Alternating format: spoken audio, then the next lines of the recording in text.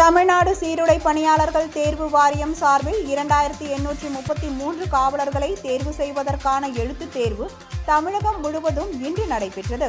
தமிழகம் முழுவதும் 45 மையங்களில் நடைபெற்ற இந்த தேர்வை இளைஞர்கள் பலர் ஆர்வமுடன் எழுதினர்.